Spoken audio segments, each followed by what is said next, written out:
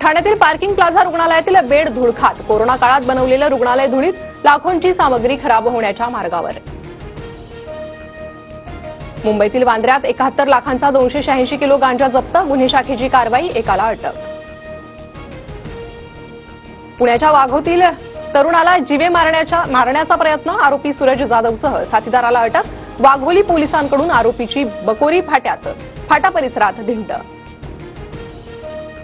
Bank of महाराष्ट्रमधील all India banking employees असोसिएशनच्या सदस्यांचा 20 मार्चला एक दिवसाचा लाक्षणिक संप, कर्मचारी भरतीची मागणी। पुण्यात 531 जागांसाठी 3000 मुलींची गर्दी, पोलीस भरतीच्या वेळी मोठा गोंधळ, गर्दीमुळे अनेक मुलींच्या पायाला दुखापत झाल्याची माहिती। मुंबई विमानतळावरून प्रवास महागणार, देशांतर्गत प्रवासांसाठी 325 रुपये तर आंतरराष्ट्रीय प्रवाशांसाठी 650 रुपयांची वाढ, अदानी एअरपोर्ट होल्डिंग्स लिमिटेडनं वापरकर्ता विकास शुल्क वाढवला।